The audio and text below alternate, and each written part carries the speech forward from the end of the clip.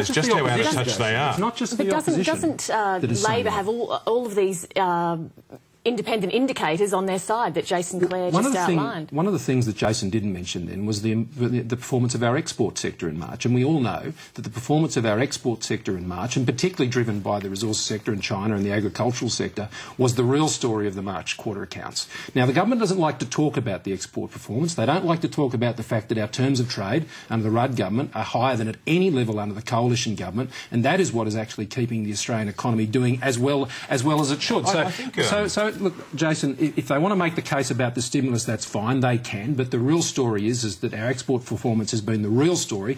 But in addition to that, the Reserve Bank governor said right now, without the export performance we'd be in recession right now, regardless of the stimulus. We would be in recession right now. You can argue that to and fro, but at the end of the day, the Reserve Bank governor said the other day that if this stimulus doesn't proceed on the timetable that has been set out, and they're already behind in areas, and if we extend the stimulus beyond what is acceptable, then that's going to put pressure on interest rates. And that's the point the government is refusing to acknowledge. Can I pick up that point on the Reserve Bank governor? He issued a statement on monetary policy on the 6th of August, said that in 2009 the economy is now expected to grow by 0.5%.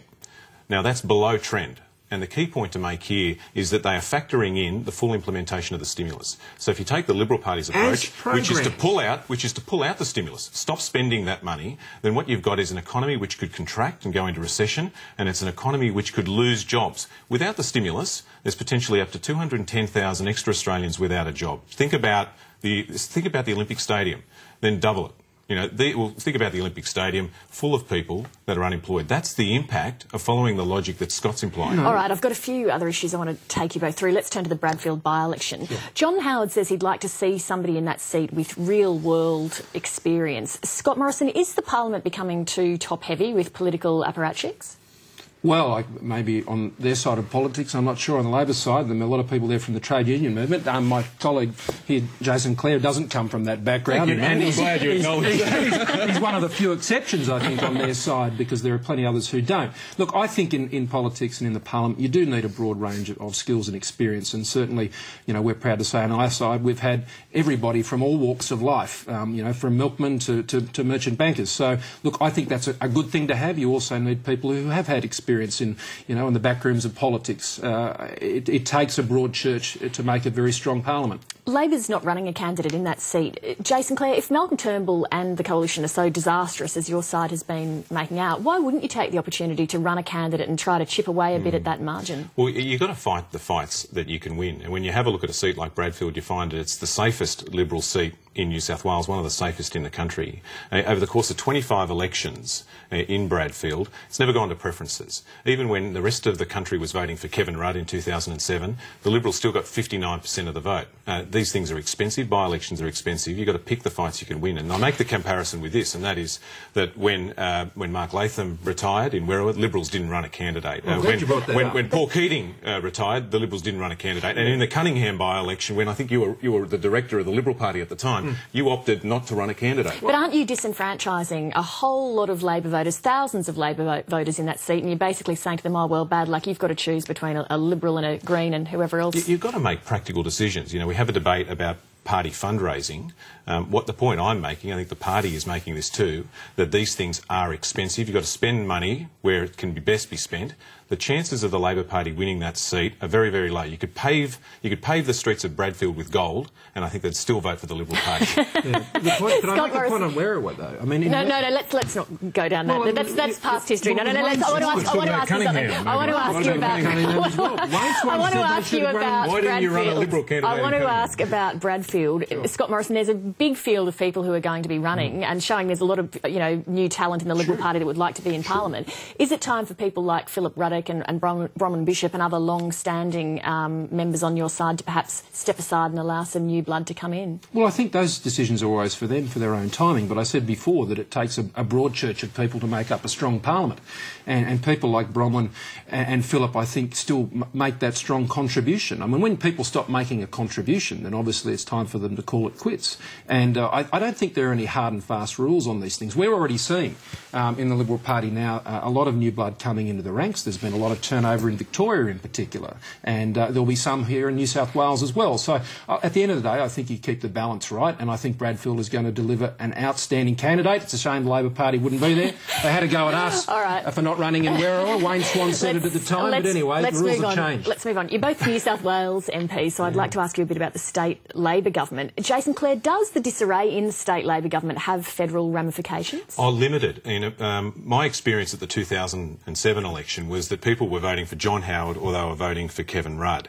People are pretty smart. They can distinguish between state issues and federal issues. So it might have an impact, but I think it'd be limited. Do you think Nathan Rees will be the Premier this time next week? Yeah, I'm pretty sure that he would be. It's a tough job. It's a tough job, but he's a tough bloke. What about next month? Yeah, I think he will be next month too. Isn't Scott Morrison the problem for Nathan Rees the same as for the federal opposition, which is it doesn't really matter who the leader is, the problem is the party and the fact that the party are split over key issues? Oh, well, I think in New South Wales what the problem is there is, 14 years of very, very poor government. I think that's the problem in New South Wales, and it's a bit embarrassing, frankly, to have a government in New South Wales as bad as it is. I remember in the days when I used to be a state director, you'd often go to research groups and they'd say, if we've got to have a Labor government, why do we have to have this one? But as bad as they are, your side couldn't oust them at the last election, and they were pretty on the nose then. Yeah, well, I think it's up to oppositions to put strong alternatives, and that's why we're working hard on policy and seeking to put forward a strong policy alternative at a federal level. And I think, finally in New South Wales, I think there is that glimmer of hope that people can see a change of government for the better.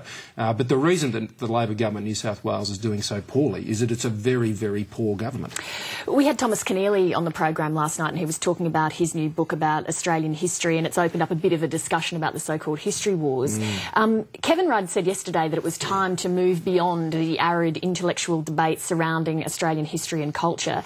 Jason Clare, why is it arid to debate and interpret Australia's past? I think we're always going to have debates. There's always going to be people who have different views. But I saw that interview with Thomas Keneally last night. I think he was right. He said, you don't have to have just one view of history. You don't have to be on the invasion side or on the settler side. You can have both. The key thing here is that we're learning more about our history. I think the real challenge for us as Australians is to know more about our history.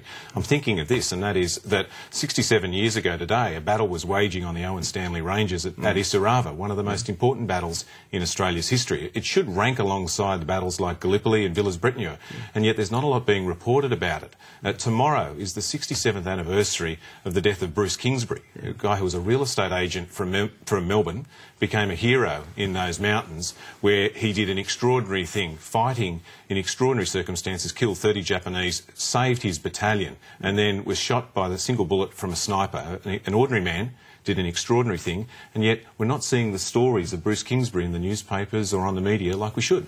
Scott Morrison, I hear you nodding agreement with Jason Clare there about the fact that Australian history is made of good episodes and bad episodes. True. Why do you think then we've had this huge debate about Australian history over the past decade? Why did it become so politicised? Well, I think because it had become politicised. I think Kevin Rudd has made some good points about wanting to move on. My problem I have with the Prime Minister is he thinks that history started on the 24th November 2007, particularly our economic history. But more broadly, I think I probably share a view with Jason on this, and that is, we've got to celebrate all of our history, its ups and its downs. My electorate in southern Sydney is the modern birthplace of the nation, with the landing site at Kurnell, and there we have a story of European culture and Indigenous culture and their first meeting and what became the modern Australian nation. Now, that is a place which is significantly undervalued in this country, and I think it has an enormous opportunity to be of remarkable symbolic significance to all Australians. Yeah, it's a place of first Australians, it's a place of European first contact, and I think they're things we can both celebrate. I think we can be a bit hard on the past on many occasions. It's nice for us to sit here and say, well, we might have done things differently, but it was an extraordinary period of time, and the remarkable Australians who made this country, both from our first Australians and from those of all walks of life. Let's celebrate the lot. And not have to wear armbands to do it one way or the other. Scott Morrison, Jason Clare, it was a pleasure to have you in. Thank you very much. Thank you. Thanks, Lee.